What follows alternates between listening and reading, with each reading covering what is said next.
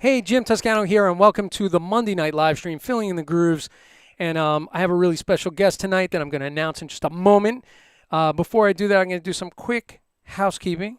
So anybody that's been following the interviews, we've had some great guests on. It's been super fun.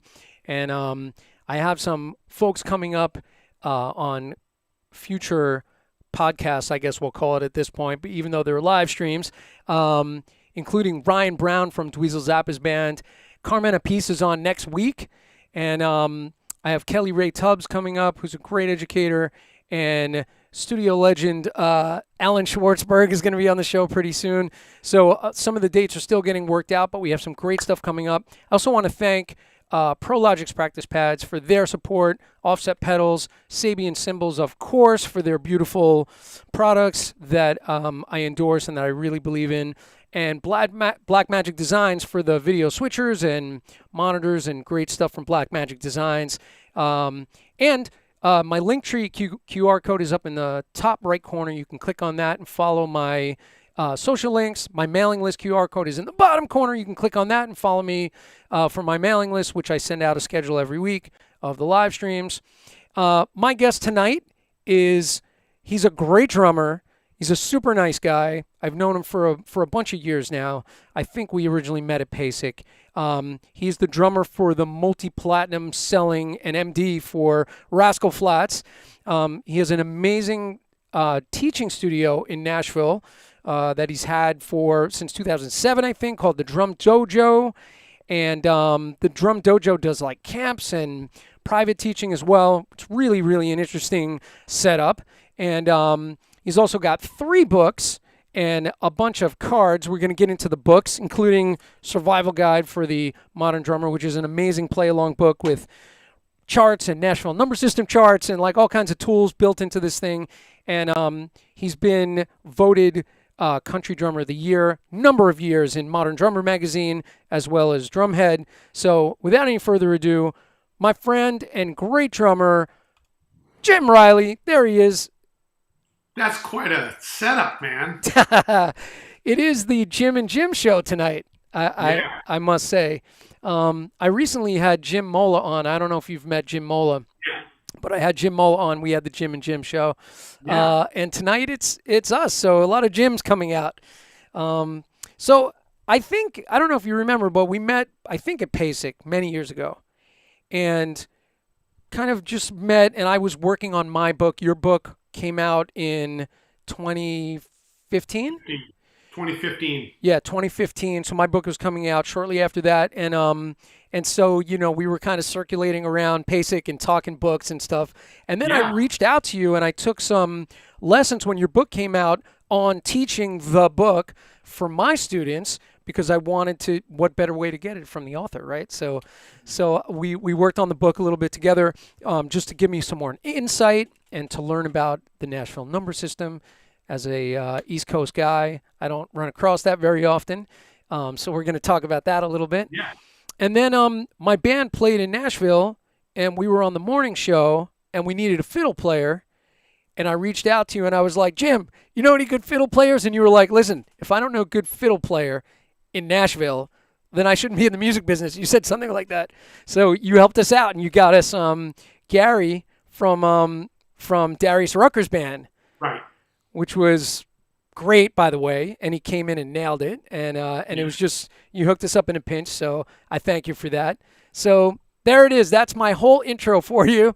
Good night, everybody. Yeah. So welcome to the show, man. Well, thanks, man. Thank you for having me. Your studio looks great. Thanks, man. Yeah, it's been kind of a crazy journey with the studio, and I don't know if you know, but I've been kind of coaching a lot of drummers, getting their tech setups together. And so I've become really fast friends with a lot of my sort of drum heroes over the years, guys that I've always looked up to. And then I was helping them put together their drum studio setups. So it's pretty... It's funny, you and I, that's one thing you and I did not hook up on. And yet we actually came to some of the same conclusions, because you're using the Blackmagic switchers, as am I. Yeah. So I've got the ATEM Mini Pro ISO. Nice.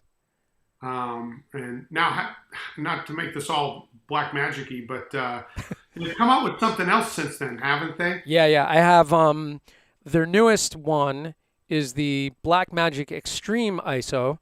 Mm-hmm. So it's an 8-channel switcher with some more bells and whistles. It's got actually some very cool features that make it worthwhile if you're having trouble with your workflow and you want Right. to increase what you can do in the workflow. I mean, both work great. I have both, but the Extreme now has two USB inputs, so you don't have to Oh, unplug the USB to make recordings. You know tell about me that. about it. Um, and it also has something called Super Source, so you can layer cameras, which is pretty cool, and you can do, two shots, three shots, all at the same time. And also it's got preview out and program out, so you can run two monitors simultaneously. And then of course there's 8 channels, so you can bring in all kinds of sources. So Yeah, Blackmagic is doing amazing stuff. it really is. And I mean, for drummers, I mean, man, but they've certainly come along at the right time, and they've become like a, it was like when, at the beginning of the pandemic, I mean, shoot, none of us really even knew what Zoom was, and, Black Magic has had a similar, effect on drummers, kind of creating their new reality, their new workstations. I mean, I've completely changed my setup from what it was when, you've probably seen little snippets of it, Yeah. moving it from one wall to, the far wall and putting a logo on there and getting that switcher. And I've been using the DaVinci software for mixing down my videos, which has been really great. I mean, the things that we get into as drummers and educators that we never thought we'd get into. I mean, I've pretty much have a TV studio in my basement, as do you. So Yeah. it's kind of a new world. But no, Blackmagic's been. I don't have any affiliation with them, but man, they're making some really great stuff. Yeah, they're on the cutting edge. I mean, it's really funny because I was using this for a number of years before, which is like the Roland version of it. It's Yeah. even got the T handle on it, right, for transitions. Yeah, the Death Star. Yeah. And so this is like a mini TV studio thing, but I had to run this into like a capture device.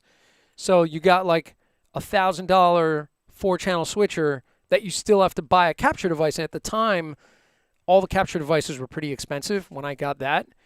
And, I was using that stuff for a long time, and I got basically everybody was following that, setup that I was doing. So I had Dave Weckl using it, and David Garibaldi, and Stanton Moore, and all these different guys on the Roland switcher because that was the stuff at the time. Right. And then Blackmagic comes like sneaking along and goes like, "Hey man, check this thing out," and it just blew all that other stuff out of the water. So It did. Is that what Dave's using now with his new stuff? Dave Weckl, Uh huh. yeah, he's using. So I sent him my 4-channel ATEM to check out because he was Yeah. using the Roland. He's using both right now. It's kind of funny. He's still stuck between two worlds with it. So I'm trying to get him fully over to the Blackmagic side. Yeah. Well, it's an easy transition if you're willing to make it. I Yeah. mean, Rich Stitzel is another guy that was, he had it and he didn't want to. It was like he was holding on to the old way, and even like I worked with him. Mike Johnson, who was like really gracious with his time when I was setting up my studio. Like he wasn't doing anything like what we're doing. Right. Because he's been doing it for so long, he's got just a different workflow that he got used to. Yeah. And for me, having just gotten into it, I was really open to things being a little bit, they were new. So I mean, I didn't know any better, and so jumping in with the Blackmagic switcher and the DaVinci software and everything's been really great. Yeah, yeah. I mean, it's kind of funny that I took my cues from gamers, live streaming gamers, watching the guys that are doing, because those guys are live streaming all the time and they have these tremendous followings and they have the tech down and they're broadcasting games, right? So I was like, Right. wow, if they can broadcast games, we can broadcast drums for sure at a higher level.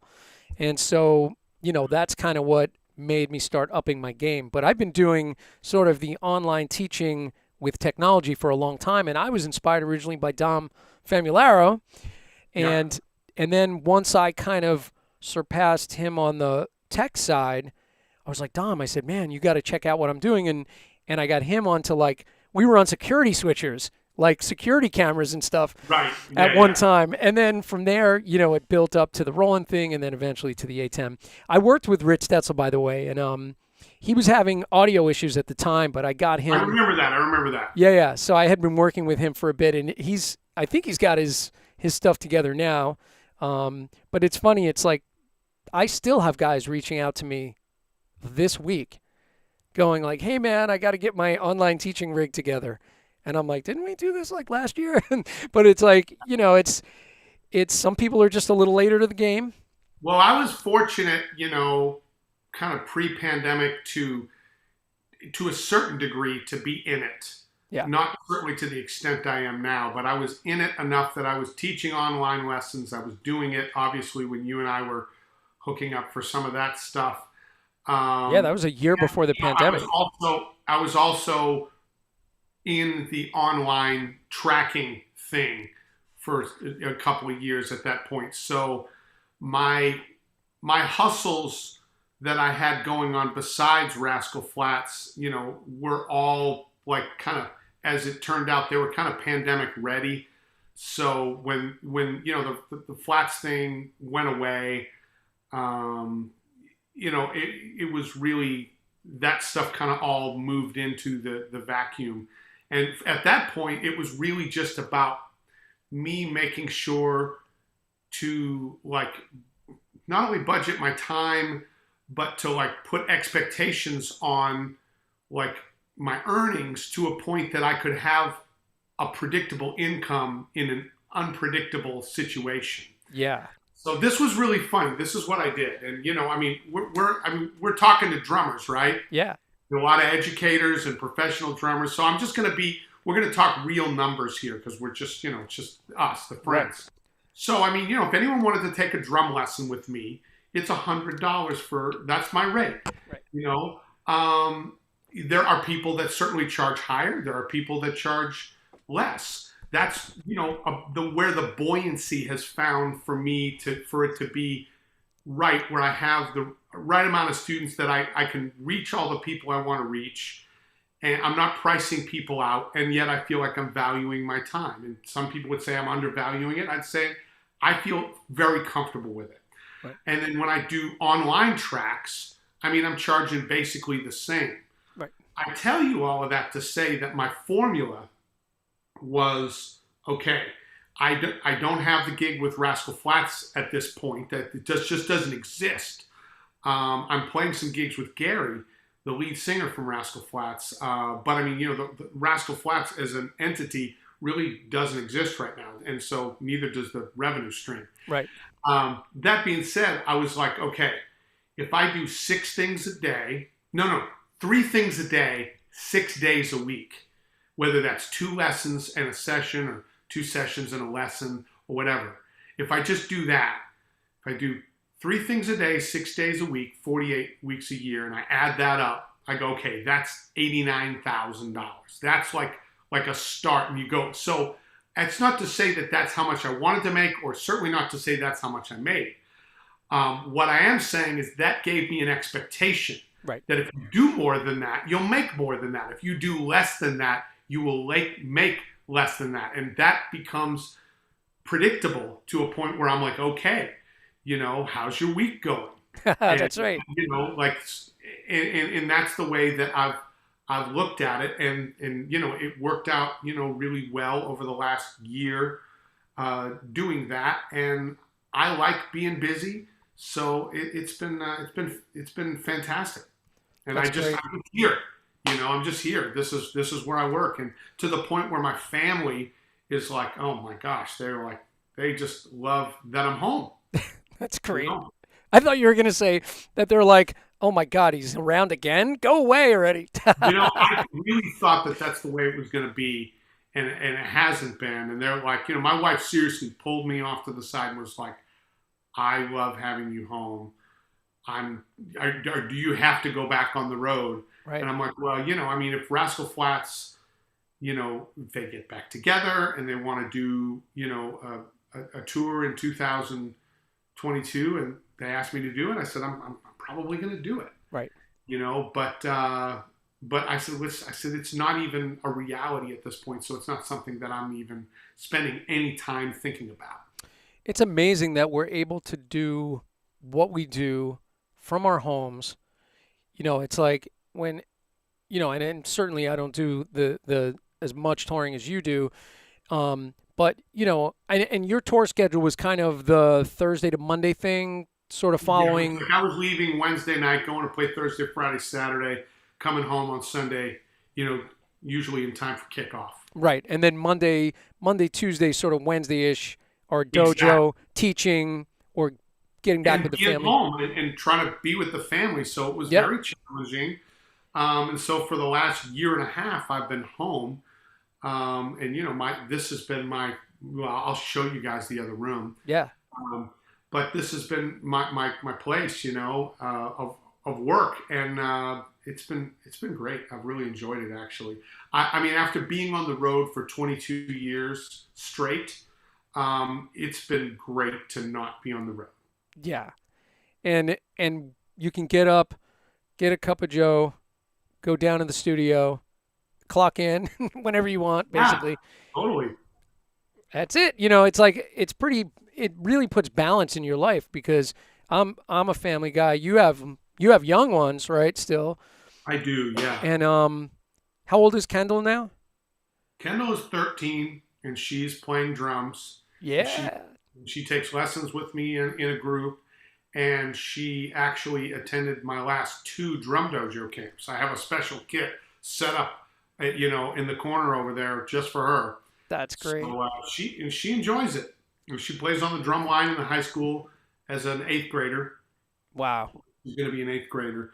So yeah, it's been cool. And then Avery is 9, and Nathan is 6. Wow. So I mean, having that time is really priceless with them, It's great. you know. It's great. I mean, Avery likes going on bike rides, and we go on bike rides around the neighborhood. Nathan's gotten into fishing, so he wants me to take him fishing. All that kind of stuff. That's great, man. And I'm sure your wife appreciates it, that you're Yeah, there. surprisingly, she actually does like having me around. So I'm looking out the back. I'm looking out the back window. There's literally a couple of deer right there, so I was a little distracted. I'm Oh, like, that's funny. I'll tell you, man. Well, now, see, I have grandchildren now. So my daughter, we now have three grandchildren. So she has a baby that's now only 6 months, and then a two going on 3, and a 5-year-old. So now we have this like, babies again. It's like pretty amazing, but they're not yeah, ours, so we can give them back, which is awesome. yeah, yeah. I got I got started probably a bit later than you did, so that's just sort of where we're at. But I'm enjoying it a lot. That's awesome. So I wanted to, talk about the books a little bit. And probably what we'll do is, at sort of like the half-hour point, we'll check in on the chat, see if there's any questions, say hello to some folks. But the first one I got from you is Survival Guide for the Modern Drummer. This is my Yeah. studio copy, and I use this with all of my students. And it's kind of funny, like if you think about it, many years ago now at this point, and of course there's probably other examples that go way back, but Tommy Igoe is like the first guy to Yeah. really package a play along. So I go back to Steve Houghton with his essential styles, right? Yeah.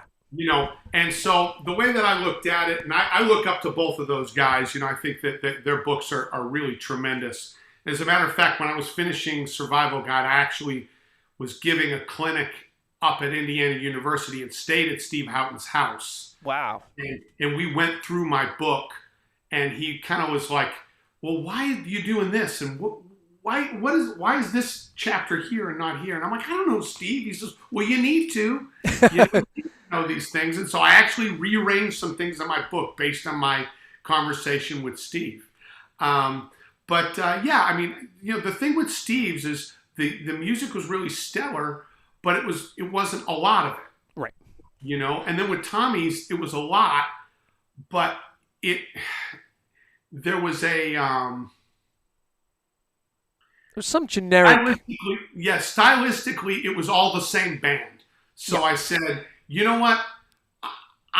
What I'd like to do is, I said I'd like to try to make the bands that are performing a little more genre specific, and Yeah. to try to make sure the people that are doing jazz, that's their bag. The people that are playing country, that's their bag. The people that are playing metal, that's their bag. So that nobody's kind of having to impersonate something too much. Yes. And so, and the other thing was that I took my time and I spent an unreasonable amount of money, Yeah. which was a personal decision that I feel very good about, because, I remember talking to a classmate of mine online, about the time. He said, "Hey, what are you doing?" And it was early, Facebook Messenger kind of thing. I hadn't been on there long, and I said, "I'm stuck in Canada. I'm starting to write a new book." He said, "Oh, what are you doing?" He says, "I'm going to do a styles book." He said, "Oh, don't do that. That's been done." And I said, "Well," I said, "I feel like if I can't try to take it further, then there's no reason for me to do it." But I said, "But I have some ideas where I want to take the genre and kind of move it forward, knowing that I wouldn't be where I am without Steve's book and without Tommy's book. Right. I'm standing on their shoulders as I'm doing this."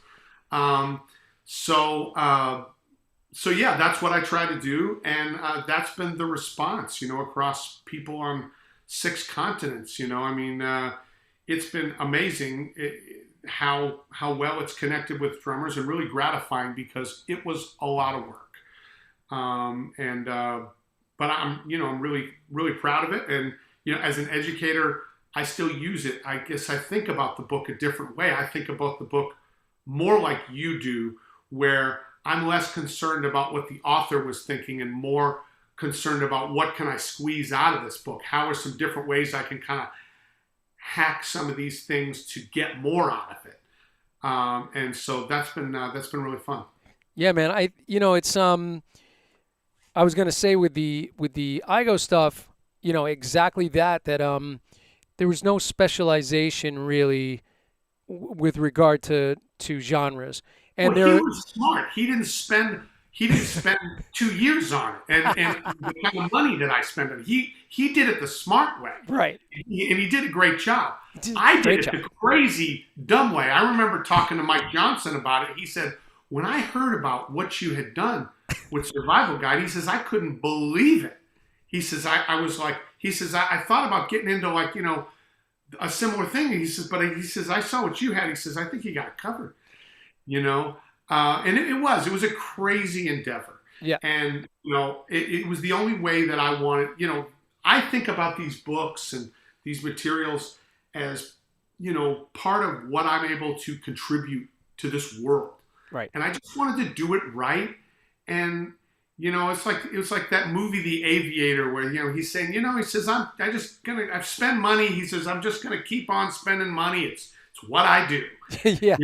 He said, "Now that's not what I do, but I did have the resources to be able to spend the time and the money on it, and I was happy to be able to spend that time and money on something that I felt like was really worthwhile, that I had a passion for, which is trying to help drummers become better musicians behind the drum set, by helping them expand their knowledge of styles." Yeah. And I wanted to also expand the genre, because I think it had gotten to a point where it almost felt like there was this, food groups thing. It's like, well, you have the styles, which are, of course, rock, jazz, Latin, and Right. it's like it was very thin, especially at the collegiate level. And so I was like, well, what about country? Well, what about metal? Well, what about reggae? What about some of these things that are marginalized in books? Let me try to expand on it and start, a larger conversation about styles, knowing that so much of the work that's out there, there is country and there is reggae and there is blues, and covering that as a legitimate style, rather than to just kind of get stagnated and think about only jazz and funk and Latin, Right. that sort of thing, world styles. Yeah. Yeah. So it's really a wide palette, and I've played a few of these tracks in my openings for my show when I first started doing these streams. I was just teaching some drum set skills and doing those kind of things, and so I was using your play-alongs there. I even used one of them on a clinic, and of course talked about the book because I love the book. And yeah, you've filled, part of the void for providing quality, really high quality material for drummers to learn from. I mean, there's a lot of young kids even here in New York that they don't have a band, they don't have a way to express their themselves at the moment, and so I'm like, here, band in a box, do it, put it on, and play like you're in the band. So it's really an incredible resource, and the tracks are great. I mean, some of them, they get stuck in my head, and I'm walking around and I'm singing your tunes.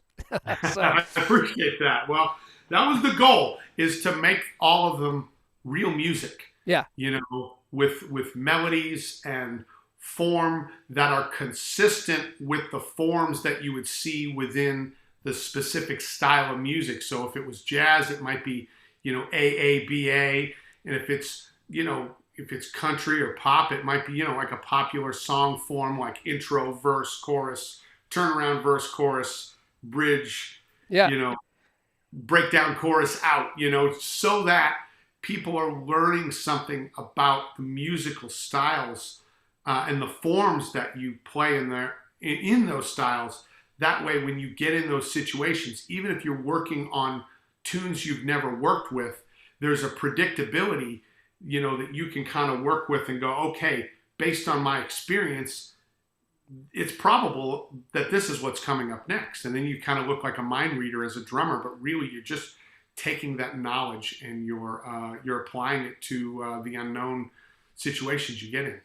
I've often made students put on your tunes and then chart it themselves first, so that they write out the form, and they actually count everything out and write it all out, and then make some notes and then play it. And then I make them learn your Nashville number system charts, and those charts are great. And once I had an understanding of it, which thanks to you, now I've passed that knowledge along, and I try to impart upon them that there's a lot of information in those charts. And when you see, I was using this exact example the other day, when you see that 6 chord, that sonically something else is happening, and you may choose to pay respect to that chord change in a musical way, or you may not. That's exactly right. But you're providing that information, which is very, very cool. Yeah. The way that I like to think about it is, and so the first book that I ever wrote was this book, which is called Song Charting Made Easy, and it's a book on the Nashville number system. I have that on iBooks. Specifically for drummers, but I wrote it with drummers in mind, because I know that if I can make it so that drummers can understand this, I think that all musicians are going to be able to understand it, because of the obvious issue that drummers are not guitar players and keyboard players. So if I can make sure that they can understand it, then I feel like all musicians will be able to understand it. But for anybody who is like, I don't know what the Nashville number system is, it's really simple. So you've heard the song, do, a deer, a female deer, re, and it goes into do, re, mi, fa, sol, la, ti, do. That's a language called solfege, right, that singers use to deal with the different notes of a scale. Well, what we're doing, instead of using those syllables, we're just using numbers. 1, 2, 3, 4, 5, 6, 7, 1. So when you see one measure, when you see one number standing by itself, it represents a chord to be played for one measure. So it's really super simple. The biggest advantage to the Nashville number system is that instead of writing verse, 16 bars, and sitting there going 11, 2, 3, right, 4, 12, 2, where you're counting internally, you're sitting there going 1 and listening. Yep, that was 1, 4, yeah, 6. So what you're doing is you're listening externally. So you're trading counting internally for listening externally. To me, that's a huge trade-off. It's a huge win. It helps us drummers be able to speak the same language that the rest of the musicians understand. If you want to lead them, you have to understand their language. Right. And so that's been super important for me. And the number system is something that I use every day. I mean, a lot of times I'll chart out tunes, literally listen to it. I'll chart it out. If the demo is kind of wishy-washy, I'll just put on a click. I'll play the song in my head to that chart, and then I'll put the demo back on, and it's perfect. Only I'm not chasing a demo that's kind of rushing and dragging a little bit. I'm kind of setting a new course for them. But yeah, Nashville number system is something I use every day, and it's really just another tool to help drummers, become better musicians, which is kind of my big push. And to what you said before, it makes us more included in the conversation, because if you're in a rehearsal and somebody says, "Hey, let's take it from that F minor chord," you're looking at your chart like, I don't have an F minor chord in my drum chart. But if everybody's on a number system, it's like, let's go from the 2 chord. You know where that is. The 2 chord at the end of the chorus. Yeah, it's And like, you go, bang, cool, easy. got it. Yeah. So it kind of includes drummers in the conversation, so we're all on the same page, which is incredible, incredibly useful thing. And it's a one page chart. Right. So you don't have like 4 or 5 pages of chart. You've got 1 page of chart. So you get to have a bird's eye view of the song. So from that place where I start, I can sit back and look at it. I can see, okay, I can see the 4-bar intro. I can see the 8-bar verse, the 8-bar chorus. And what I start to do at that point is I start to budget my voicings, my orchestrations. So I start thinking, okay, there is a solo. I do want to end up on the ride cymbal on this solo. In the verse, that's where the story's being told. So I want to make sure to play voicings that are, conducive to that. So the closed hi-hat is going to be a great choice for that. And then I start to go, okay, what are these available voicings I've got? I've got closed, I've got open, I've got crash, I've got the ride, I've got the bell of the ride, I've got the floor tom, I've got the rim of the tom, which I keep hearing more and more as a new voicing.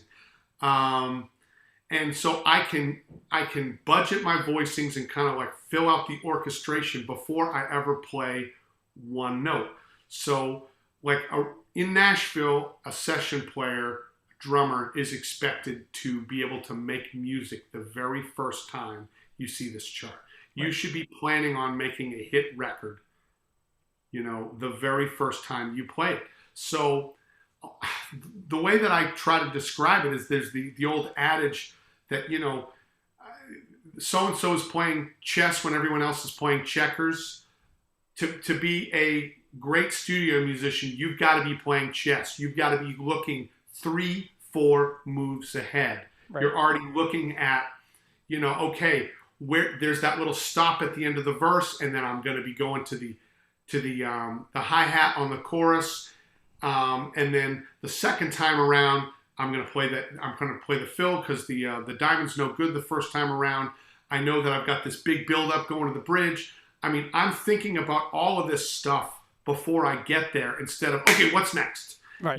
Where I'm kind of reading in a serpentine manner and I'm just kind of dealing with the material as it comes. I'm always thinking 3 or 4 moves ahead. Yeah.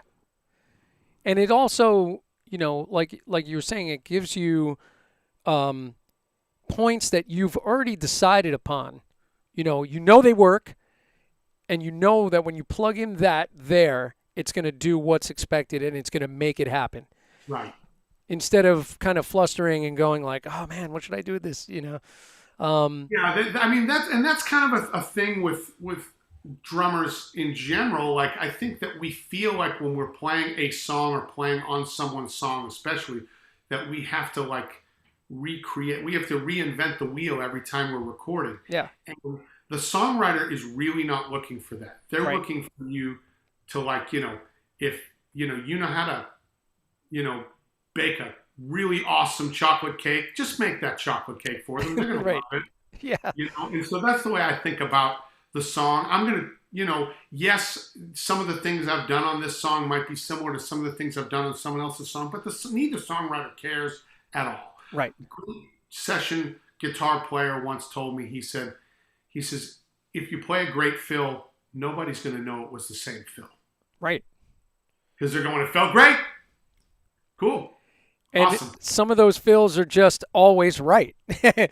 You could play Pat Boone, Debbie Boone on 10 different tunes, and it serves the song really well.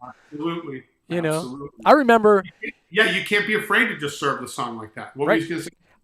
I remember being in the studio. It was one of my first sessions with a producer, and I was maybe 17, and the producer was this guy, Leo Adamian. I've told this story before, and Leo played drums on If You Like Pina Coladas. And he was producing the session, and he goes, man, that fill. He goes, you got to do that fill again. And I was like, well, what are you talking about? And he goes, dot, dot, dot. 3/8 notes on the snare. And I basically just dropped the stick on the snare before each one.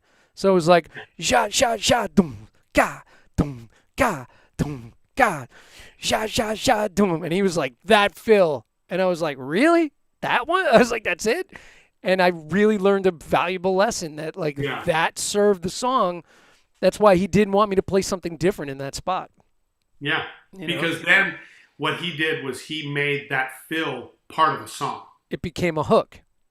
Yes. Yeah. So every time that little vocal cue came around, the shot dot dot set it up, and it was like if someone was covering that song, they literally would be compelled to play that fill. Yeah, for sure.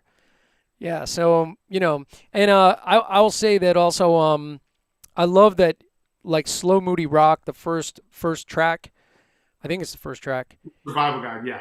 That is great for students because where it sits tempo-wise, they really need restraint, and they have to really sit on that to make it feel great. Well, for the earliest drummers, the very beginners, it's actually pushing their abilities. So, and then for anyone who's a bit comfortable playing time, they've moved past that and they've already come to here, and now put them in a right. Takes a lot of discipline. And a lot of times I try to tell even my college students that I said, if I was, doing an audition to audition my replacement or something, I could turn on that tune and learn about 80% of what I need to know about you. Yeah. Because I'm going to know about, your knowledge of music, the way that you orchestrate things, the way that you set things up with your fills, the quality of the sounds that you're using. There's a lot about your musicality. I posted something today in one of the Facebook pages, and it was playing pop music is deceivingly difficult. I said it's like drawing a perfect circle freehand. It sounds like it would be very easy to do, but if you try to do it, you realize, the concept is simple, the execution is hard. Well said. Well said. That is the truth. I think we should check in with the chat and just see if there's any questions or anybody that's saying hello. So real quick, I'm going to read some stuff off. And there's the usual suspects in here saying hello. So you might know some folks. So at the very top, Pat Ross is in here. Pat, thanks for hanging. Pat, I hope your knee's feeling better. Pat had knee surgery. He's in my live streams every Monday and my hand technique workshop every Thursday that I live stream with. Bob Sears is here saying hello to Jim. And I know Bob Sears has been a dojo attendee. Yeah. Yeah, so Bob, welcome. We were working on Bob's tunes over this weekend. Um, where's my glasses? I need my goggles so I can read Man, I properly. never took mine off. I mean, I could Yeah, try to do this thing. If I did this, it's just a fuzzy mess. yeah, for sure. Once I start reading, I can't live without them. Jeremy Simpson. Hi, Jim and Jim from Hobart, Tasmania, Australia. Nice. Whoa. Welcome. Thanks for hanging tonight. Appreciate it. If you have any questions, put it in the chat. John Gill from Oneonta, New York. He says, hey, Jim T and Jim R. Greetings from Oneonta. Jim Riley, the videos from your studio look great. I'm enjoying your survival guide for the modern drummer. Awesome. And we'll be talking about the new book very shortly. Yeah. Lucia, who's a young student of mine, is hanging in here. Lucia Rose Seminar. She says, good evening, Jim and Jim. I know Lucia is going to have questions as we go down.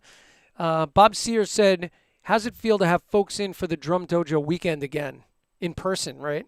Oh man, it was really great. So I've done two this summer. It was funny. I did one last summer.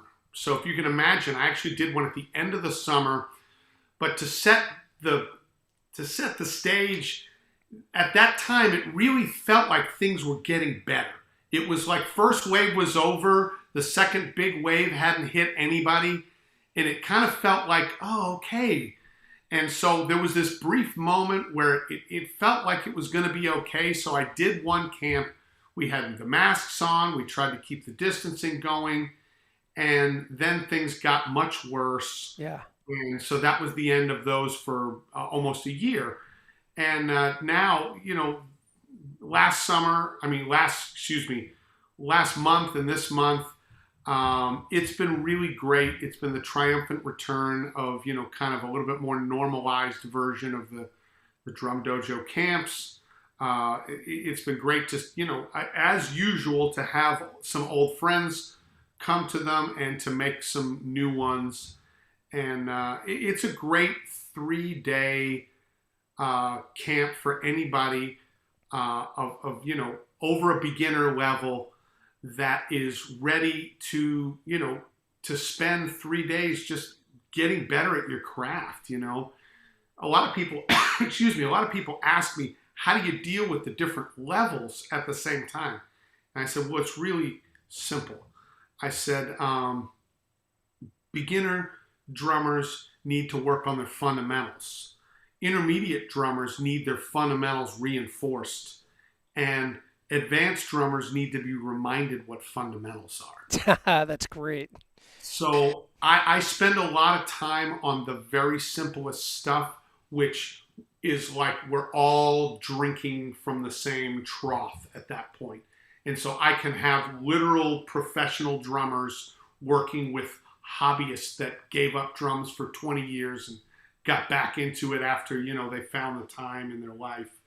And so it's really fun, really low stress, and everybody learns a lot and makes some great friends. So it's been awesome. I'm gonna plan another one very soon. I'm just looking at some live dates that I have and making sure that I'm kind of negotiating around those, so I don't needlessly book a camp when Gary's got a gig or something like that, which Yeah, I yeah. try to stay open for because it's fun. It's basically the same band as the Rascal Flatts backing band, pretty much a slightly smaller version of it, and we're having a great time playing some music together. And so it's just something at this point I'm really enjoying, just getting together with my buddies every once in a while and playing some gigs. That's great, man. And for anybody that doesn't know, the dojo setup is a bunch of drum kits in the room, so people Yeah, are playing take you together. guys. Yeah, I'll take you. give us It's the little- tour. It's a little. Well, I've been recording here in the middle, so in here is normally clear, but I was recording a bunch of percussion in here. Yeah, yeah. Yeah, I mean, you can see that I've got like drum sets from kind of every era. Oh, almost dropped the laptop. Drum sets of every era of Rascal Flatts. Like this is literally the first kit that I ever played with Rascal Flatts. Wow. That one in the corner, the blue one, was supposed to be my 2020 tour kit, but of course we didn't get there. Right. And this is my setup here. Nice. So you can see I've got the trussing system up there. Where I've got the camera up top. I've got the microphones coming from up top. The Blackmagic switcher is over there. My laptop would be on top, but I'm holding it in my hands right now. And here's one of the 4 GoPros I've got. And Yep. you'll notice that they've got the media mod on them. So Yes. that means I have no memory cards and I have no batteries. Right. Right. And then this purple kit is actually from like '99. This predates Rascal Flatts. I played that in 1999 with an artist named Mark Chestnut. Not too Yeah. long after I moved to Nashville. So yeah, this is my great setup. I've even got a couple of marimbas here. Yeah, man. It's a wonderful setup. I love having it. I love being able to come in here. So the room we've been in here is my waiting room. It's a snare drum that Mr. John Aldridge did for me. Ooh, nice. Beautiful Yeah. engraving. Cool. So yeah, it's a little trip around the room here. Yeah, sweet, man. Thanks for sharing that. Absolutely. Let's see. We got I knew it. So Lucia said, Jim, who or what inspired you to write your books? I think you said Steve Houghton really is one of the early influences. Well, I think Steve. I just looked up to Steve as an author and an educator and as a player. He's just another guy like us that does what we do. Yeah. I use him as an example just because he was one of the first people to do like a Styles book to really try to do that. But honestly, so the writing of my first book goes all the way back to I'll show you guys. So I don't remember what year this is. I'd have to look at it. It looks like it was maybe 2006. This was the first time I was featured in Modern Drummer. Nice. And it was a really super big deal for me. At that time, the readership was pretty voracious. And that was the way a lot of people got to know me. And it was a big year for Rascal Flatts. And so I got asked to do, I didn't apply, but I got asked to play at PASIC. I think I was a substitute. I think they had somebody, they dropped out a couple of months before. They said, who can we plug in here? My name came up because, I was in Modern Drummer just recently and some other things. So I ended up doing PASIC for the first time in 2006. 2006. In Texas. Got it. I think that one was in Austin. And so I met the guys at Modern Drummer, and I told them that I'd like to write some articles for them. And they said, what do you have in mind? I said, I'd like to write an article for you on the Nashville number system. They said, well, we don't know what that is, so that sounds great. So I published a 2-part article. It's actually sitting right above my TV over there. And from that, I decided, I said, well, you know what? Why don't I write an entire book on this subject? So I contacted some publishers, and one, hit me back. And that was Hal Leonard. Yep. And so I did my first book with Hal Leonard. Jeff Schroedel. Yeah, absolutely. Yeah. And they're good people over there. My book's still over there, and it does great. And so after I got done with that book, and there's 10 play-alongs in that book, and those are really great. That was like doing a record and a book at the same time. Like I sang 6 of the songs, I wrote all 10 of the songs. My wife sang on 4 of them. That's crazy. And it was super fun. Like I said, it was just as much of an album project as it was a book. Right. So when I got done with that, I said, you know what? Now that I've got this book bug, I said, I got to write my first drum set book. And I thought for a moment, I said, you know what? Maybe I should write a book on country drumming because it's a specific thing. I said, you know what? I said, I don't want to write something that it has a limited audience. I want to try to write something that's a lot more reflective of what my career has been, which is sometimes I'm playing jazz, sometimes I'm playing rock, sometimes I'm playing metal, sometimes I'm playing pop, sometimes I'm playing country, sometimes I'm playing rap. It has really varied.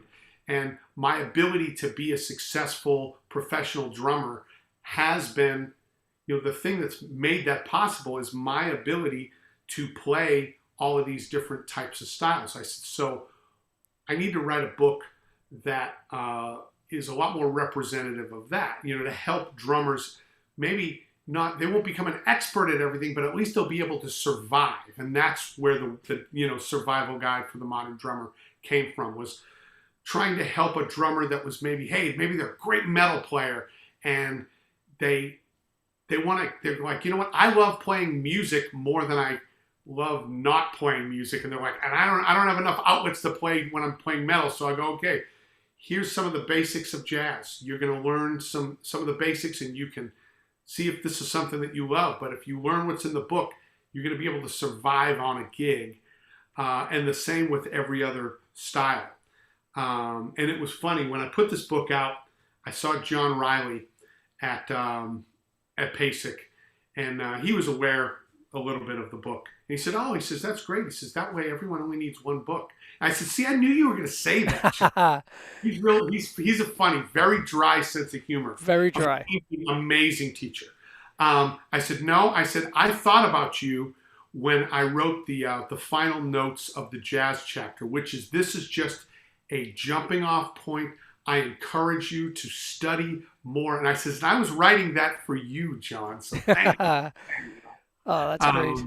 We got put on the same bill at Modern Drummer Fest years ago, and it was the Riley brothers, Jim and John Riley, no relation, opening actually what ended up being the last live Modern Drummer Festival in 2011. Wait, where was that?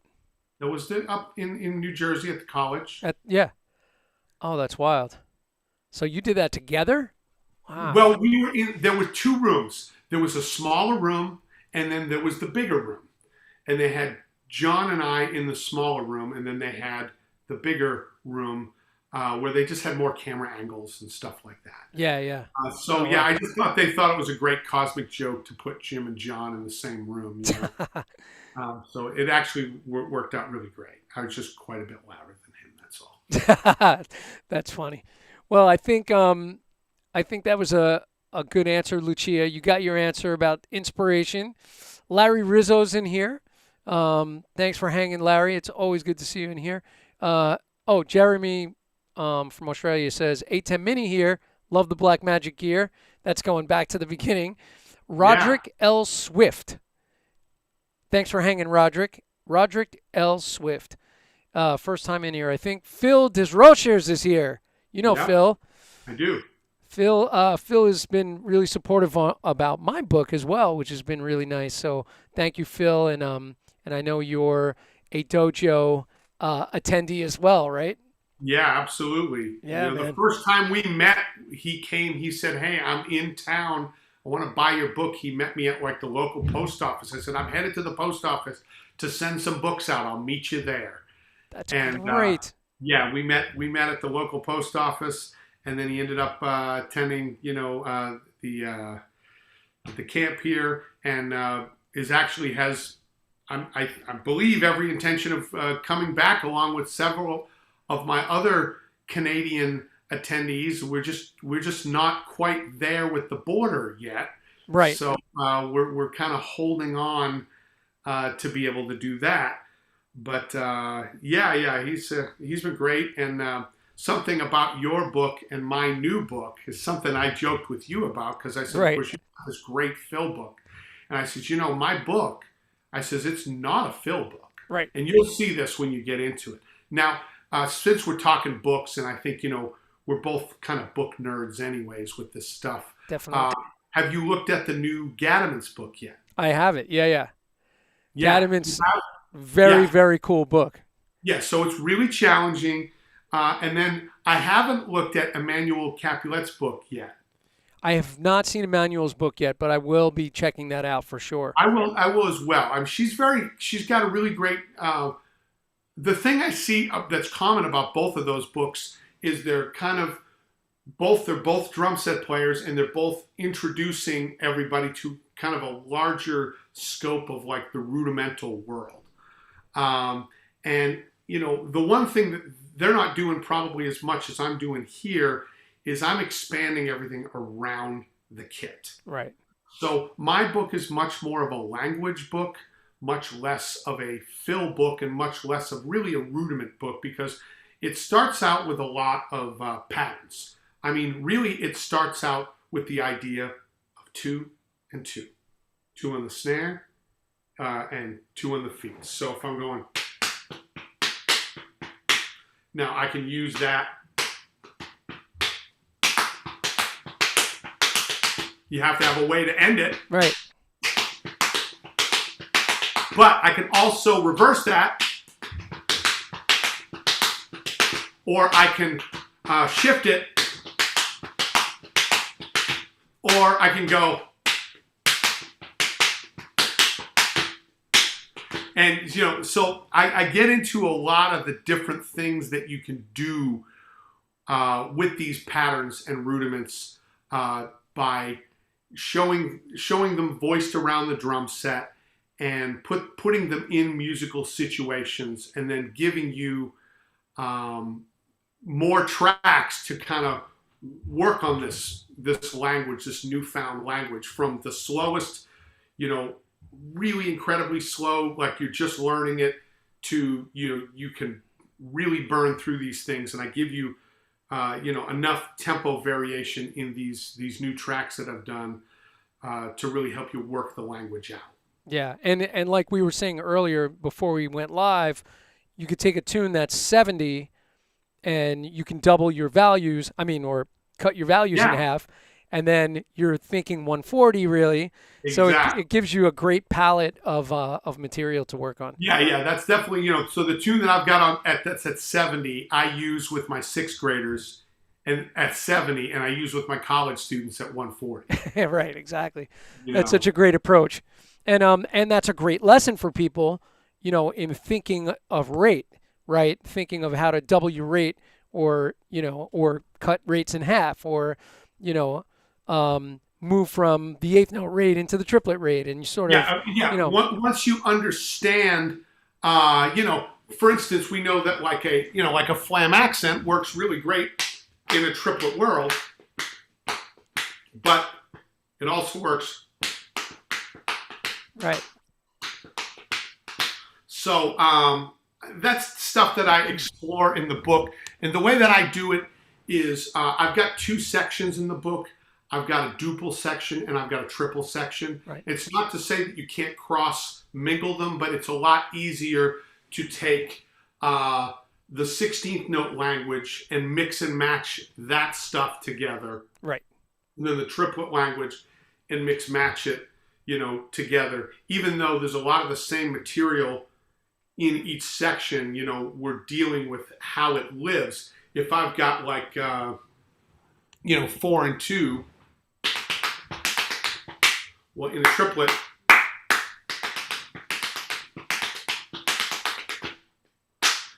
but then if I'm in 16th world, now I've got. Right. So just kind of dealing with that stuff and then offsetting it, you know, dealing with the start times, the finish times, the rate, and trying to squeeze the most out of the language.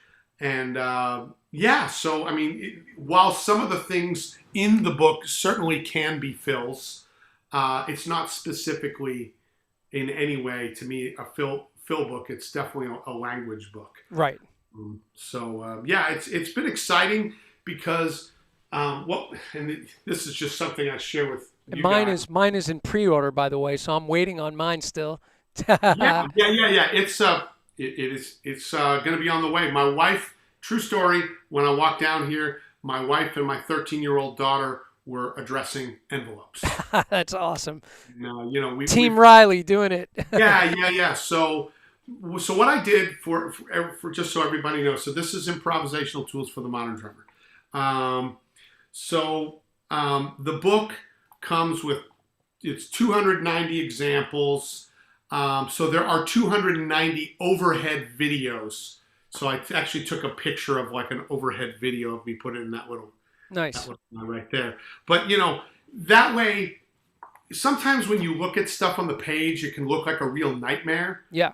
But when you see it played, especially from the overhead, you can see the shape that it has, and that makes it a lot easier. So you're able to hear it, you're able to see it, and then you can see the notation on the page. And the second thing is there's the 10 play-alongs, which is, again, to inspire everybody to work out this new language. And so what I did was, everyone was like, well, who are you publishing with it? Well, right now I'm not publishing it with anybody.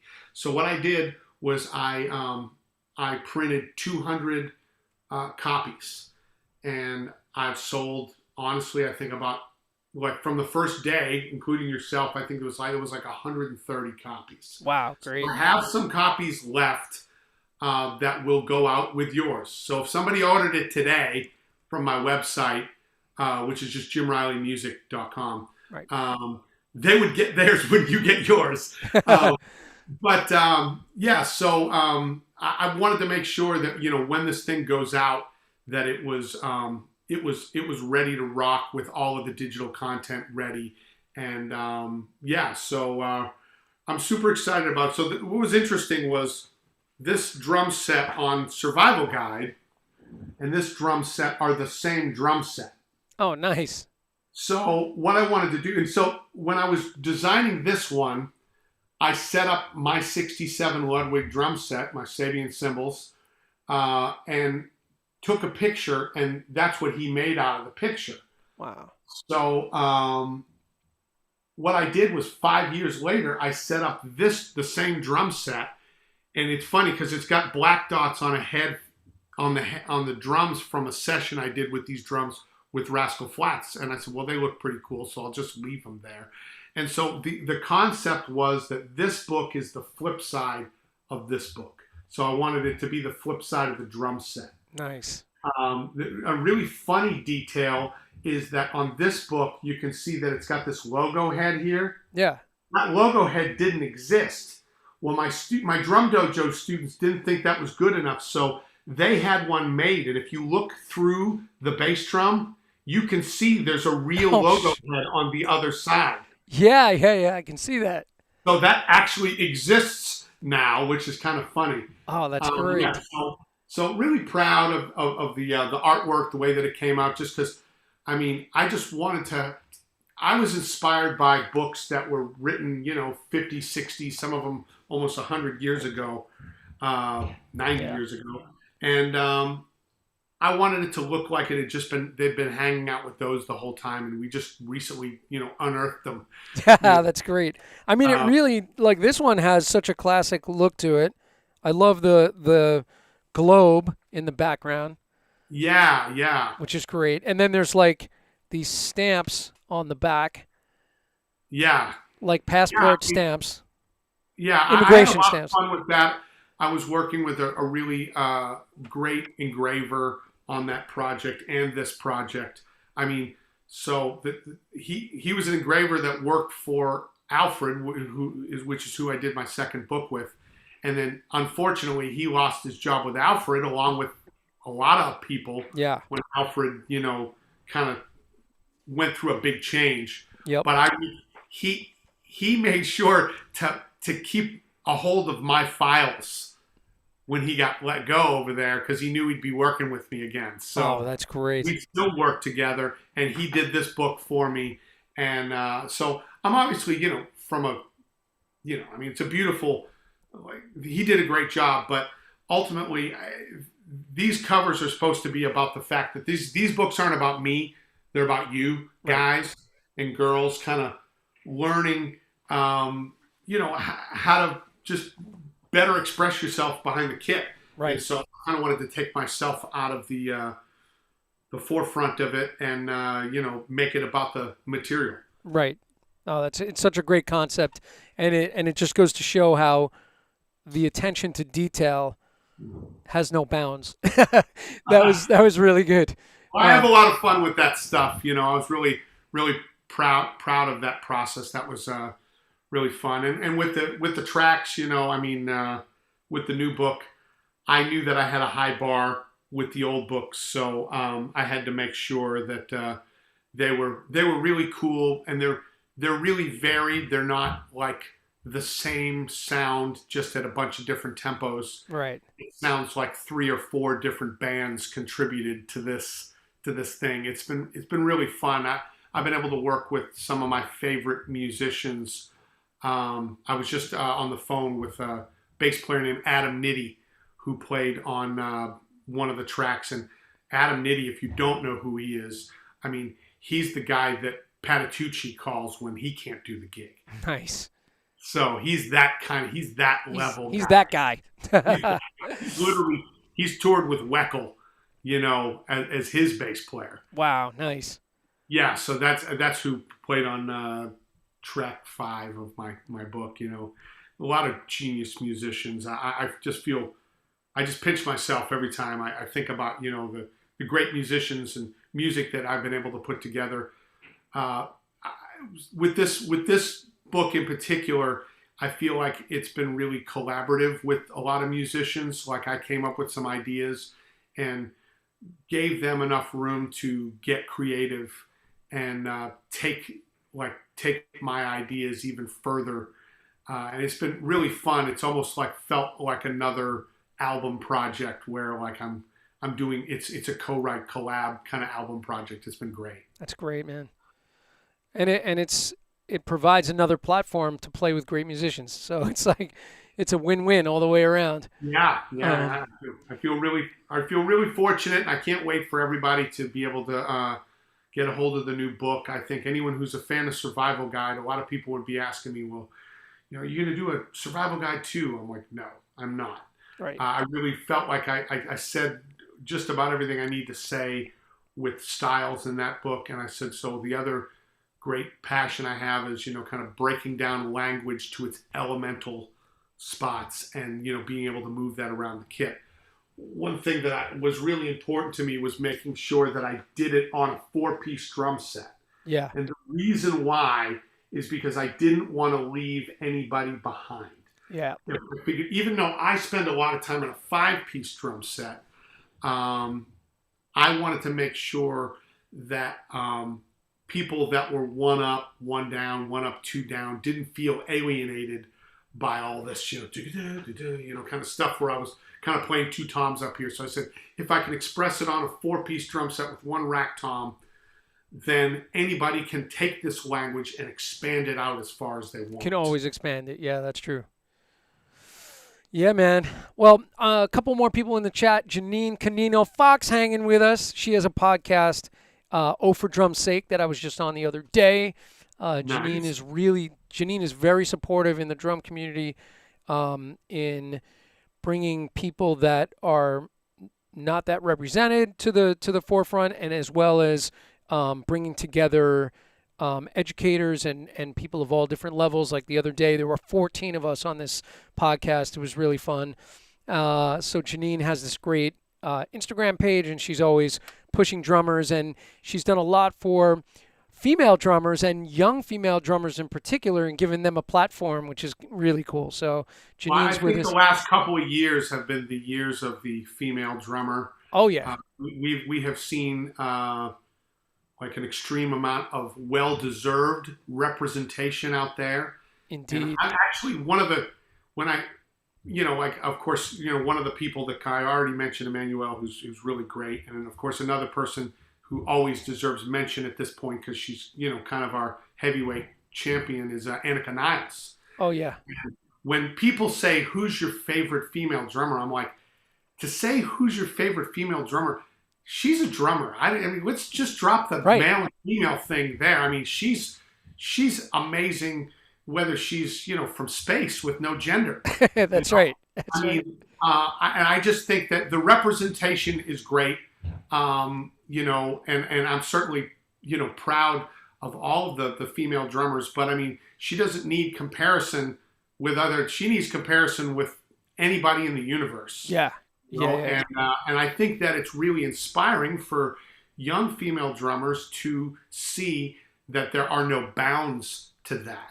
Yeah. And that, you don't have to aim to be the best female drummer. You should aim to be the best drummer in the world, because physically you could do it. This isn't like going up against LeBron James, that it's not like the physical limitations just aren't there. Right.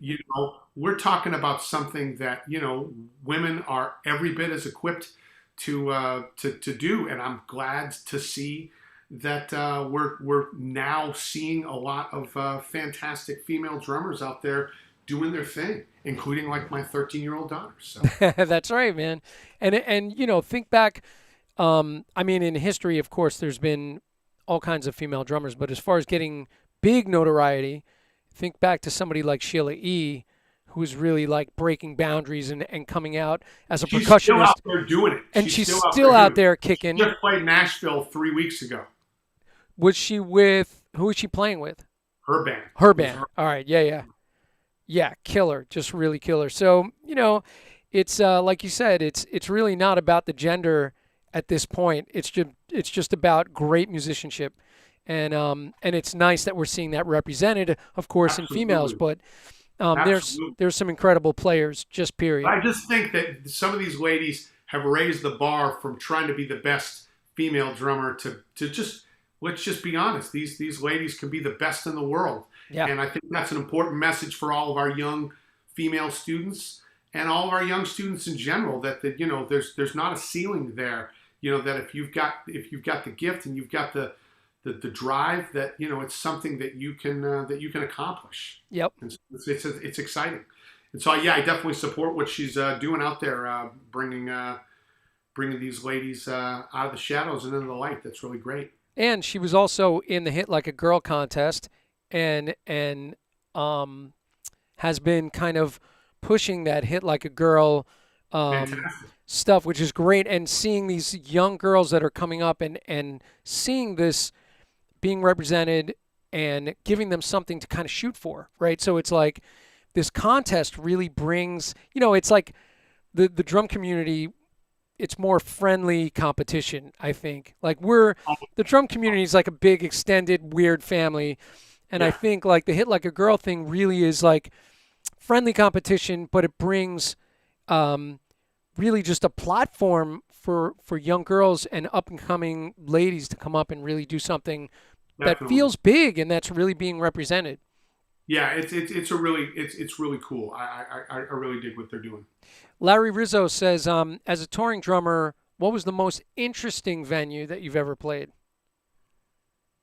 I mean, Madison Square Garden is very interesting because, of course, there's a lot of history there. And so you look up in the ceiling, you see, that kind of iconic ceiling, but playing in the, Manhattan in New York City, like the techs always have such a weird time because they're like, okay, no, this guy is going to push your stuff from the truck to here, and then this guy is going to take your stuff and he's going to open the cases, and then this guy's going to take it out, and then this is, you don't touch it, and then it's like I was like, well, I want to, like Mike Dawson's here, I want to show him my kit. I'm like, no, it's dark stage. I'm like, I know, but no, it's a dark stage. Right. Up there, So that was always very interesting. But I mean, there's nothing cooler, than playing a set. I mean, first time I played there was 2007. Might have played there in 2006, but I remember playing there in 2007 to a sold out crowd, and I had my Amber Vista lights, and I played like a 3-minute drum solo to start the encore. Which of course had a technical reason because they were taking the guys and moving them somewhere. But, right. Whatever, I'll take it, Take it. And we got done with the show, went back to Jersey, got on the bus, and The Song Remains the Same was on TV. And there's the guys in Madison Square Garden, and he's playing his Amber Vista lights, and I'm going, this is a trip. You can't make this stuff up. Wow, that's a cool story. Yeah, and of course, I begged the guys for years to book Red Rocks, and we did that in 2018. Wow. And that was amazing, and I knew if we booked it that they would want to do a live special there. And we did do a special and showed for a couple of years on Axis. I actually hope that it gets a wider release out there because it was a really cool special. I actually was involved in the mix process and all of that with Oh, that nice. as well. Beautiful But space. yeah, really amazing to get to play there. You go to the dressing rooms and there's rock like in the dressing room. They built the dressing rooms into the rock of the mountain. It's spectacular. Oh my God, that's crazy. Rocco Jr. Rocco Deserto is here with us tonight, saying hello. Um, Jeremy said the Survival Guide book is excellent apart from the obvious. I use the tracks in the book introducing my students to writing guide charts. As I was saying earlier, Hmm. it's such a great thing to have your students really work out the charts themselves Yeah. and then be able to go to the charts that are in the book. It's such a great Well, resource. it was important to me to make any of the what we consider like the legendary books, the staple books. Even if we look at like the top two, which would be Stick Control and Syncopation. Yep. You know, when I see people that say, "Hey, I'm looking for a book to work on this and that," people say Stick Control, Syncopation. I'm going. Those are weird books to recommend to somebody without a teacher because Yeah. those are like it's like I'm wanting to build a house, screwdriver, hammer. Those are only tools. You know what I'm saying? Yeah. Stick control and syncopation are only good in the hands of a teacher that can show you what to do with them. Other than that, they're not even literally a drum set book. Right. But there are so many great things you can do with it. So I wanted to have a little of that spirit with my book where, yes, I am spelling some things out, but ultimately, I'm not these kids' private teachers. Someone else is. Maybe you are. And I wanted to make sure that you could express what you wanted to teach to these kids within the context of what I'm doing. And like I said, I think about it the same way. Like I think about the book not in what it was intended to do. Like I've got this track in the book that was intended to teach people the kind of the way you make me feel, Right. or everybody wants to know that whole thing, Right. where you got that thing going on. Well, that track is also really great for just working on a slow shuffle, Yep. or it's also good for working on a really slow kind of home at last version Right. of the Purdy halftime shuffle.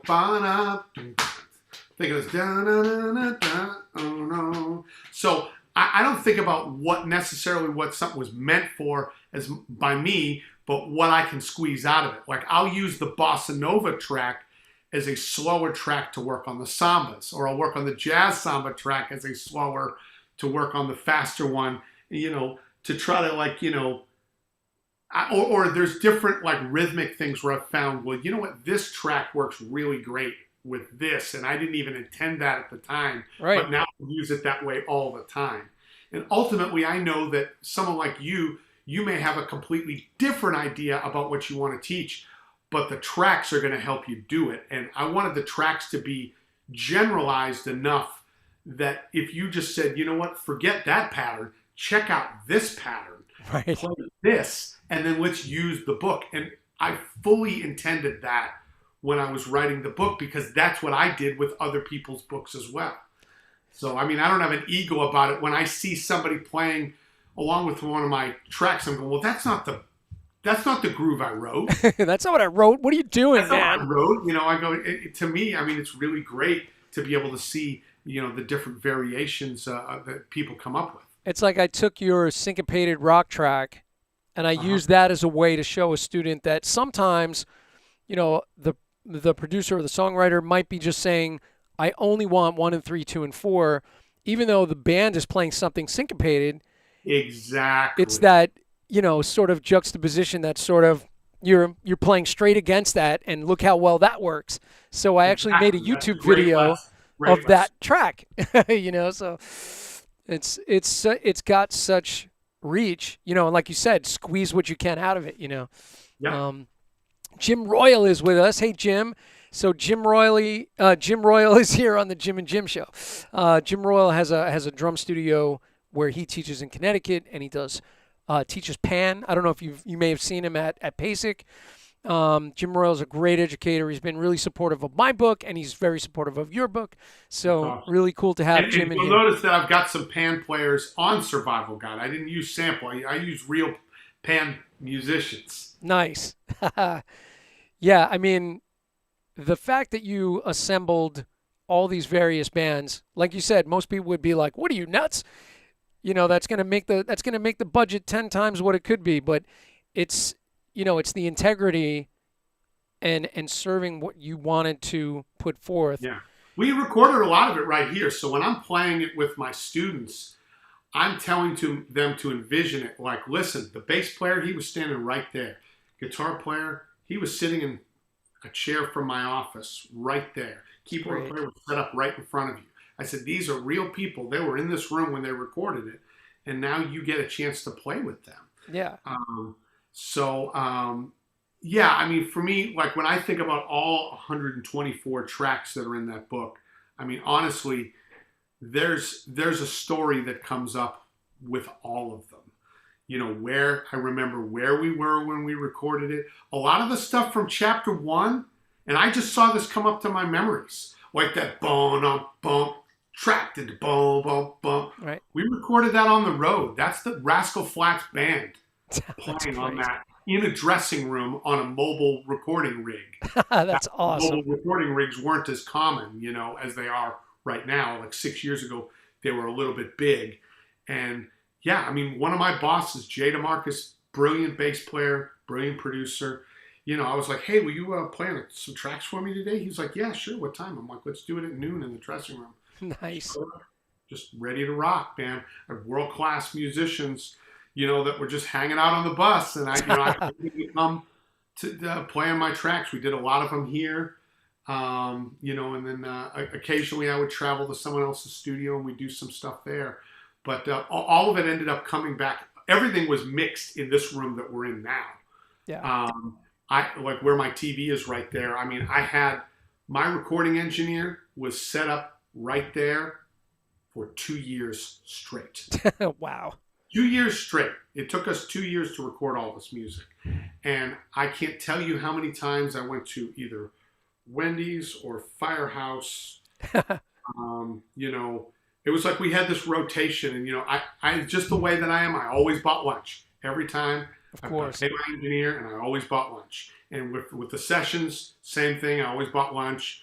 It was either pizza or Wendy's or Firehouse subs, just because those were all really super close and I could go get them really quick. But yeah, with all the sessions, most of which were here, I always bought lunch. And so it's like you were talking about Prologix. Here's my Prologix pad. Whoa. You see this right here? Yeah. That's a sticker from Firehouse. Oh, Somebody stuck that on there. That's order number 2. During one of the sessions, someone just stuck that on there. But yeah, I've got a couple of my Prologix pads right here. awesome. Yeah, they make such amazing stuff. I love seeing my students, they always follow, like what I'm playing. And so now, like when I do my hand technique workshop, I see those pads starting to show up. It's so Yeah, great. man. There it So is.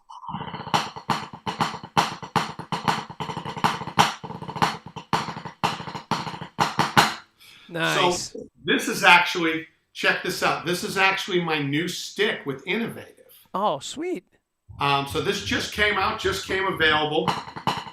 BP1? Yeah. So what it is It looks is like a 5B almost. Is it like? it is a 5. It's very much 5B. What I did that I thought was kind of interesting was I marked the balance point.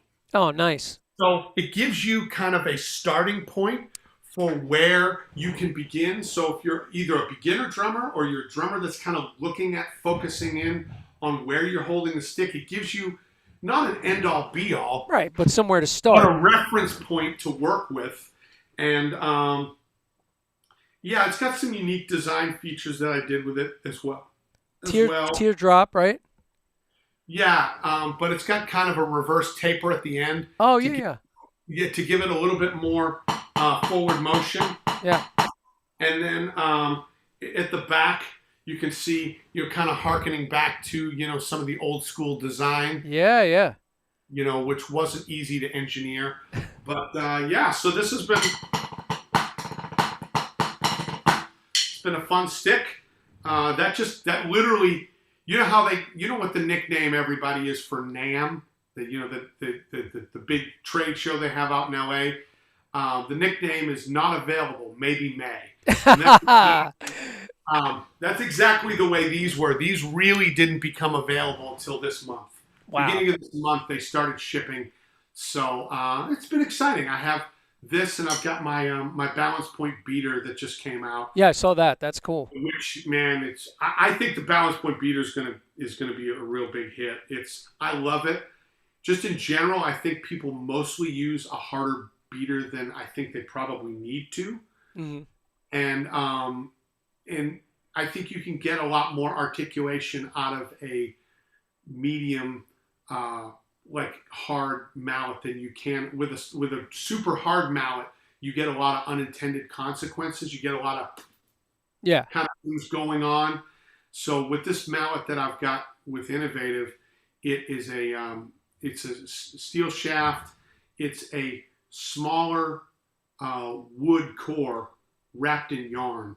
And so when you hit that thing soft, it's got a really beautiful kind of light tone. And then when you hit it hard, it activates that core, and it's got all the articulation I need. It's like a marimba mallet mounted on a bass drum. It looks like a marimba mallet. It literally looks like a marimba mallet. But it's been amazingly durable, and I love it. It's been it was definitely the easier of the two projects that I did with them, and yeah, that's been neat. Very cool. Roderick, by the way, said, where can you get your books? JimRileyMusic.com. All the books are... So to quickly talk about that, of course, my first two books are really easily found, easily found on Amazon, so you could have those tomorrow. Yeah. This book here is only available at my website. Right. So what I'm doing right now is I'm doing like this commemorative run of 200. So literally there's a stamp on the inside of the book that says this, certifies this is, number 5 of 200. And I'm signing them and dating them as kind of the first run, first edition. Because the truth is, I don't know what's going to happen with the book after that. I don't know if I'm going to, continue to do hard copies. I mean, but I wanted to, I'm an old school guy. Books are important to me. So I wanted to do, this hard copy, and we'll see where it goes from there. So yeah, if someone wanted to get this book, they just go to JimRileyMusic.com in the store there, and this will pop up, and I'm shipping them all over the world. I'm actually shipping one to New Zealand. Oh, awesome. That's great. Yeah, it's so fun when I see my book pop up in other countries and somebody DMs you and goes like, "Hey man, I've been using your book." It's it's just so I get fun. The craziest ones like that. Yost Nickel, Yost? Yeah. He sent me like a Facebook message one time, and it was just a picture from Amazon China, and it was my book was number 1 and his book was number 2 on the drum books. Wow.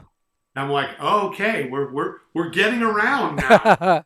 But I've literally had people reach out to me from Siberia.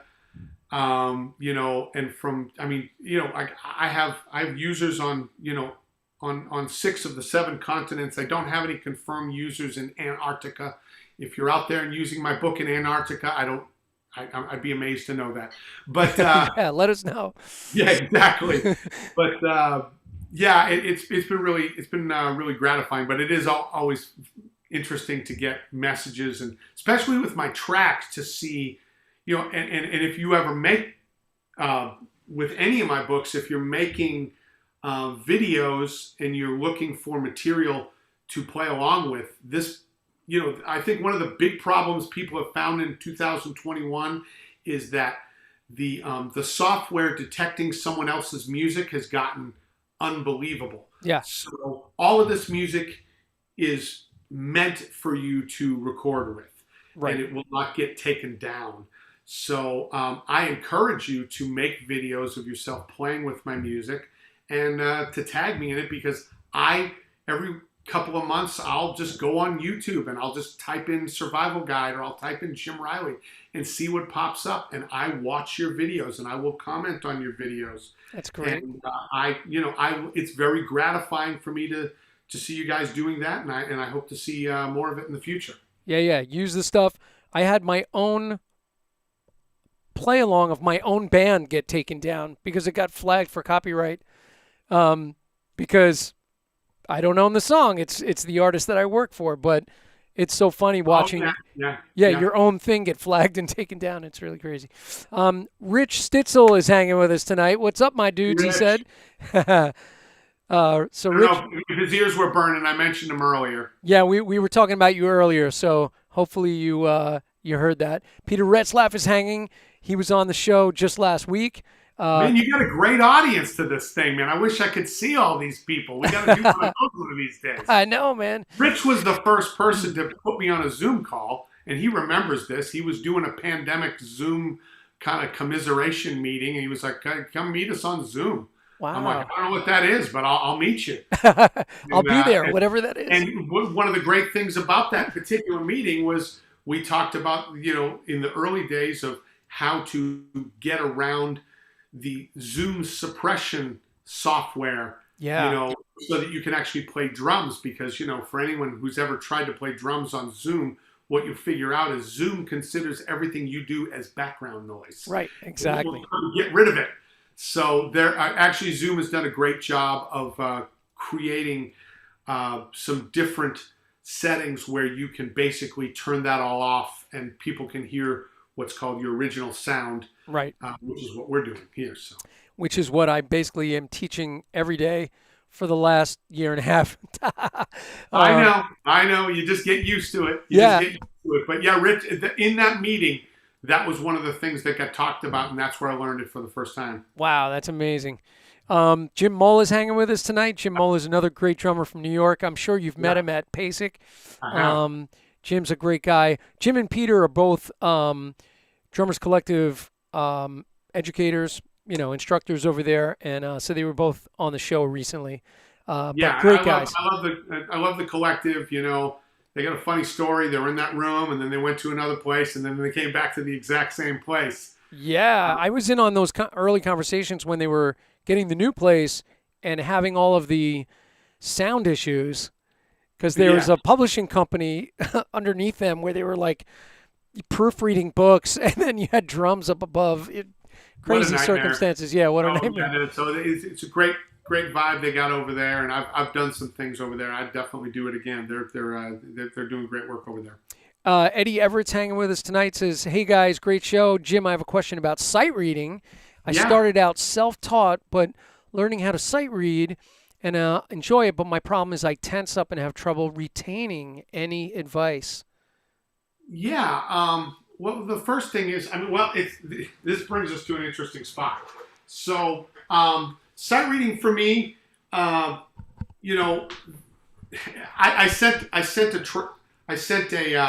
song for a buddy of mine to record the other day, and we're in Nashville. We use the Nashville number system a lot, which is not anything like standard notation. And so the thing I sent him to record for me was in standard notation. And he said, "You're actually going to make me read real music?" Smiley laugh face, and I'm like, yeah. I said, the truth is with sight reading, I want to make sure that everyone gets to a point where at least they can read to a level where we can communicate. Right. So if Jim's got you're looking in Jim's book and you want to be able to learn the fills in Jim's fill book, you have to know rhythms. And if you know those rhythms, and so one of the things I decided to do in my old schoolness, because I know everything is digital and online, but what I decided to do was, just for my own satisfaction, was create a set of rhythm flashcards. So what I do in the way that they're printed is I start out with these first 4 cards. And if everyone can see this, I will bring this even closer. So a little bit of teaching in here. So I got 4 cards. Get the glare off of here. Let's see here. I'll get the glare there. Almost got the glare off of it. Let me turn. Almost. Almost. Let me do that. There you go. Here we go. All right. So there's one measure of 4/4. So if I'm 1, 2, 3, 4, 1, 2. If I turn this over, now I'm 1, 2, 3, 1, 2, 3. So I can work on counting, but I can also work on stickings. So for me, I'm really into subtractive sticking. So I'd be working on right, left, right, right, left, right. You'd be working on left, right, left, left, right, left. But the concepts are the same. I can take these things and move them around in that way and work on all these permutations. Right, right, left, right, right, left, or 1, 3, 4, 1, 3, 4. The interesting thing is then I like add just one card of eighth notes to the mix.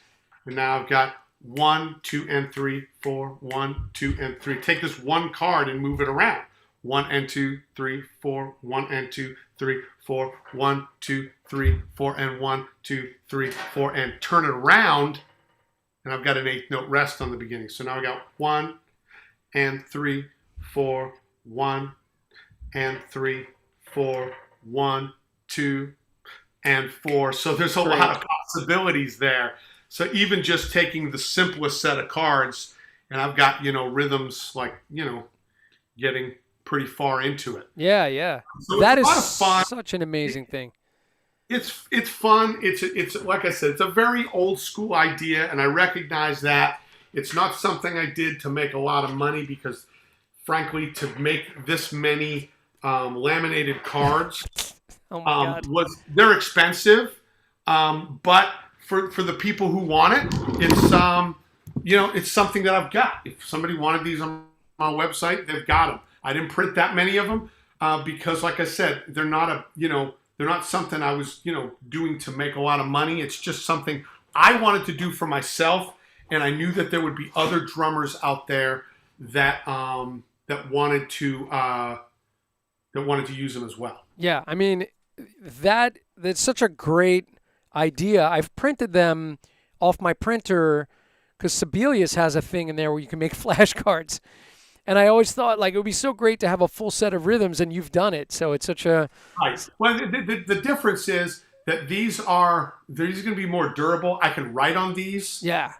And because they're laminated, I can dry erase on them. So if I wanted to write like flams in places, or I wanted to write stickings, or I wanted to write counts, I could write those things and then just dry erase and take them off of there. Ah, sweet. That's great. And actually, they're super fun.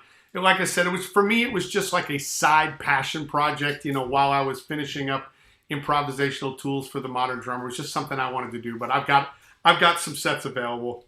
Nice. If anyone's interested. And it was funny because John Gill, who was the next question, was asking about the cards. So we covered it before we even got to his question. There you go, John. So yeah, they're really cool. I enjoy them. They were definitely, like I said, like a passion project, but I thought that they were really fun, and I can only tell you that I use them in my lessons, with my students. There's my 13-year-old daughter sitting over here. Oh, really? You want to come say hi? Hi. Come on over here, babe. Is that Kendall? This is Kendall right here. I'm here. All right, drummer. Woo! Yeah. She just got back from band camp. Where she's playing bass drum in the high school drum line as 8th grader. Nice. Enjoying herself doing that, and we did the drum dojo weekend, and had a lot of fun with that as well. Wow, I know your answer is going to be Dad probably, but who's your favorite drummer these days? Josh Dunn from 21 Pilots. Yeah, and it's not close. It's not close. For me, I'm really super happy that she's really into a band that has a drummer. Yeah. And the creative one at that. So yeah, and that guy is half the band. Exactly. So I think that's a really good answer. We just have to accept that it's not going to be Ringo Starr for her. That that's her Ringo Starr. That's right. No, that's good. Good Wow. answer. My student Lucia, who's in here, is 12. She's gonna be 13 soon. She's just doing her band camp thing just ended, and they played at a local venue. I went out and saw her play, and she played a bunch of tunes, maybe 5 tunes with a band. So it's really cool. I'm glad that you're doing it and following Dad's footsteps. So we need more excellent female drummers, but the female part is, as your dad and I were talking about, is becoming less of a thing, right? There's a lot of female drummers now. So it's Become a not, great drummer. yeah. And it's just really about being the best drummer you can be. It's not about being a girl or a guy or whatever. So very cool. Jim, tell me one band that people would be surprised to hear that you like. I love Rage Against the Machine. Cool, really? Oh yeah, he is the Rage Against the Machine. If you listen to those early Rage records, that stuff grooves really, really deep. Fantastic, and it's not at all perfect. No. Um, but the energy is there. You know, it kind of typifies for me the spirit of the spirit of rock and roll. That it's just it just makes you feel a certain way. It's always been the dividing line between what I feel like country and pop and things like that are, and what rock and roll. Rock and roll has always been about the way it makes you feel, and country specifically has always been about the stories. And that's really when you think about people like Darius Rucker, who we mentioned earlier, who Yeah. originally came out of Hootie and the Blowfish. You think, well, how's this guy from this pop band gonna make a career in country music? And it's really simple. He was always a storyteller. He's just doing storytelling in a different genre now. But if you're a storyteller, it translates really well. And so, yeah, if you're not a storyteller, it's not a good genre for you. And so we've seen people that do great in other genres that don't do well in that one. But he was one that did really well because what he does, translates. Yeah. Yeah. And that voice, really, he has a great voice. And what he did with it in the rock pop genre, when you brought it over to the countryside, you can hear that same tonal quality. Guy. It's there, same guy. Yeah. It's just packaged it up differently. Yeah. I mean, he's doing the same thing because it just shows you that what he was doing was just telling stories, and now he's just doing the same thing, and it works really well. And he has a great band. And Gary was nice enough to play with us, but that guy, man, he plays a whole bunch of different instruments. He's such a great utility guy. Like, he does it all. Oh, yeah. Gary Murray we're talking about. Yep. Yeah. Great banjo player. Yeah, absolutely. So, man, it's been so great hanging with you. I'm going to let you get to your family. I'm not going to keep you all night because we could probably do this for the next 2 hours. But I'm going to let you. I will. That's my problem. I'll just keep doing it. So. Yeah. Me too, man. Me too. And like I said, the drum community is a funny, weird, extended family, and it's we're the only musicians that really come together in this way, I think.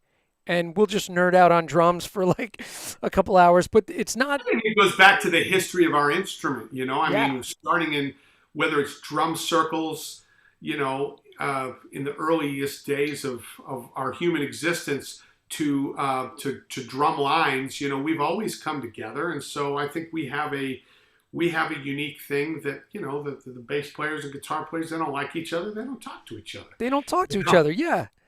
Like, we're willing to share ideas with each other. Those guys are turning their backs, like, Exactly. Don't see my licks, man. Yeah, exactly. Well, hopefully PASIC happens this year. If it I does, will be there. I will be there. I'll be hanging. That's all I'll be doing. Kendall, you going? Are you going to PASIC? First PASIC? He's going, and school. If it doesn't interfere with school, then yeah, I'm coming. You'd have to take off a couple days. I think we may pop up there together. Really? Yeah, I think we may pop up there together. We talked about it once so far, so I think it'll be a good experience. PASIC trying to make it easy for people to kind of jump back into things. It's really reasonably priced, and I'm sure they're going to have a bunch of great clinics. And unlike some of the other shows, all of the big companies will be there. So if you're interested in all the drum companies, all the cymbal companies, all the stick companies, and everyone that's got a smaller company, they'll all be there. Yeah. They'll be displaying so you can kind of check out what's new and exciting Yeah. in the world there, and then go see some great performers as well. Absolutely. You and I both used offset pedals. Yeah, I don't know if you're still using them, but it's situation dependent for me. yeah. Um, That is true. That is true. You're not going to put them on your Cajon kit that you just played the other day. I saw that post. Right. No, I mean, I listen. If you were looking at the drum sets that I play, all of the drum sets that I play are kind of in the offset. Yeah. Basically, when I think about the drum set and I'm looking at it centered like this, the first thing I do is it's me. If the audience is here, I'm set up here. Well, if I'm set up here, the snare drum's set up right in front of me. If the snare drum's set up in front of me, the kick drum is over here. Yep. The hi-hat is over here. That's where it's going to be. So either I'm going to have my 2 rack toms here, my snare drum here, and my literal kick drum is going to be here, or the kick drum is going to be over here, and I've got the offset. And it just depends on the situation. So with my 2019 Rascal Flatts kit, I had the offset pedal, and it looked like a traditional 5-piece from out there, but it looks like an offset from over here. Yeah, that's the beauty of that thing. In my studio right now, I've only got one offset. There's an offset on Kendall's kit right now, but every other kit is set up with the just with a traditional offset bass drum. So it's just situational dependent. Kendall, how do you like that offset pedal? It's pretty good. Yeah. I like All right. it. Cool.